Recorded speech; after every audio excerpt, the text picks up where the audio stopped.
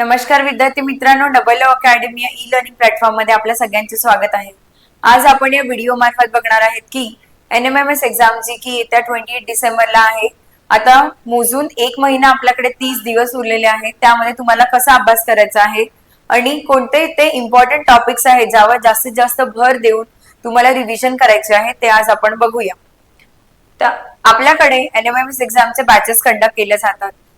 तर आपल्याकडे या बॅचेस मध्ये काय काय घेतलं जातं, फुल सिलेबस कव्हर केला जातो, लाईव्ह लेक्चर घेतले जातात। जर लाईव्ह लेक्चर बघणं तुमचं पॉसिबल नाही झालं, तुम्ही रेकॉर्डेड लेक्चर सुद्धा बघू शकता।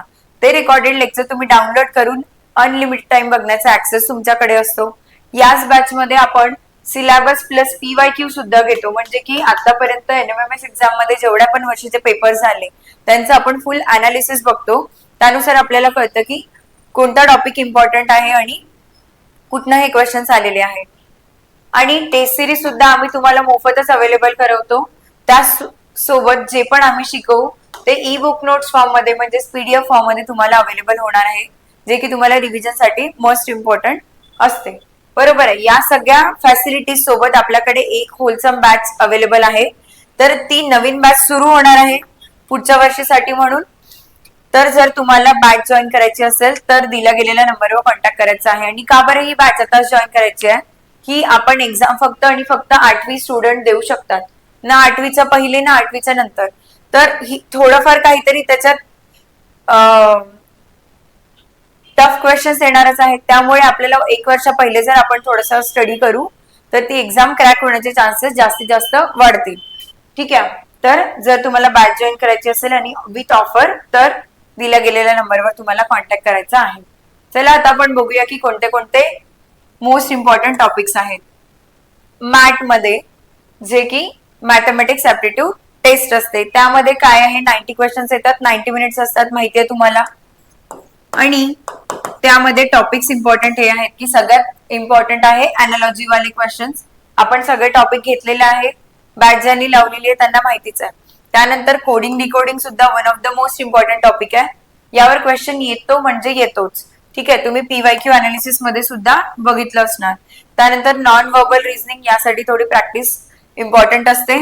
इम्पॉर्टंट टॉपिक आहे हा आणि थोडं प्रॅक्टिस पण इम्पॉर्टंट असते। थोडासा डिफिकल्ट जातो जर आपण प्रॅक्टिस नाही केली तर। त्यानंतर ब्लड रिलेशन आणि डायरेक्शन इम्पॉर्टंट टॉपिक्स आहेत, क्वेश्चन्स येतात। एकतर ब्लड रिलेशनचा येणार नाही तर डायरेक्शनचा क्वेश्चन येणार, पण दोन पैकी एक येतो आणि इझी असतात। तर डुएबल क्वेश्चन्स आहेत ते यावरचे, तुम्ही एवढे टॉपिक करून जायचेच आहे एनी हाऊ। रिझनिंग मध्ये बाकी पण टॉपिक्स आहेत, मी परत रिपीट करता, याच्यात नंबर सिरीज वाले पण क्वेश्चन्स आहेत, ते पण इम्पॉर्टंट आहेत। पण जे प्रत्येक वर्षी विचारतात ते एवढे टॉपिक आहेत आणि एवढे करून जायचेच आहेत जर तुम्हाला एक्झाम क्रॅक करायची आहे। आणि जी 60,000ची जी स्कॉलरशिप आहे जर ती तुम्हाला घ्यायची आहे तर। आता हा झाला मॅथचा पेपर, त्यानंतर होतो सॅटचा। यात पण असतात 90 क्वेश्चन्स फॉर 90 मिनिट। आणि तुम्हाला सगळ्यांना माहितीच आहे की दोन्ही एक्झाम मध्ये गॅप नसते, दोन्ही टोटल 3 तासाची पेपर असते, पहिले तो 1.5 तास आणि हा नंतर 1.5 तास। तर सॅट मध्ये काय असते, तुम्हाला फिजिक्स केमिस्ट्री मॅथ्स SST एवढे सगळे क्वेश्चन विचारले जातात। ठीक आहे।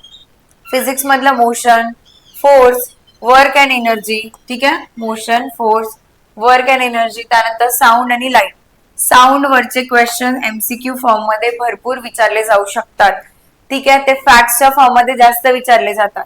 ठीक आहे, तर तो जास्तीत चांगला आणि ठीक आहे, at least motion, force, work and energy वरचे आपण ऍटलिस्ट फॉर्म्युला आठवून काही आन्सर्स देऊ शकू जर आपल्याला क्वेश्चन्स आले तसे तर।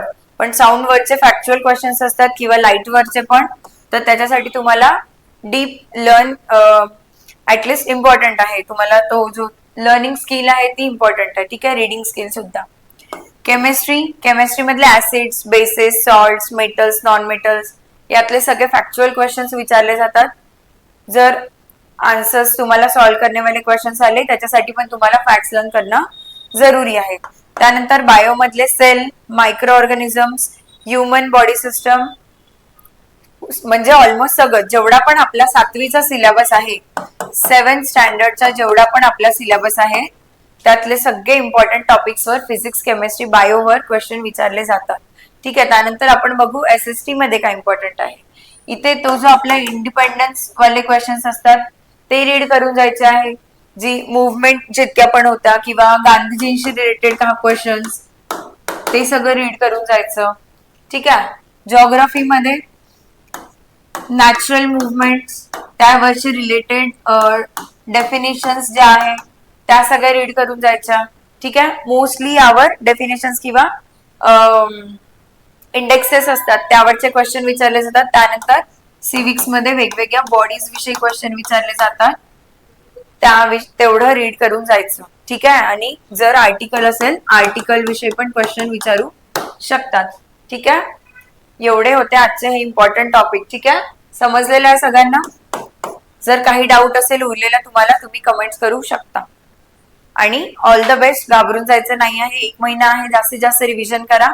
जितकं रिवाइज कराल जितकं प्रॅक्टिस कराल तेवढा कॉन्फिडन्स एक्झामच्या टाइम पर्यंत वाढेल तुमचा. ठीक आहे. ऑल द बेस्ट सगळ्यांना. आणि कोणी 7th स्टँडर्ड मध्ये असेल तर दिल्या गेलेल्या नंबरवर कॉन्टॅक्ट करायचा आहे आणि पूर्ण इन्फॉर्मेशन तुम्ही या एक्झामची घेऊ शकता. असे होते आजचे इम्पॉर्टंट टॉपिक सगळे. जर तुम्हाला व्हिडिओ आवडला असेल व्हिडिओला लाईक करायचा, चॅनलला सबस्क्राईब करायचं आणि बेल आयकॉनला प्रेस करायचं. Thank you so much.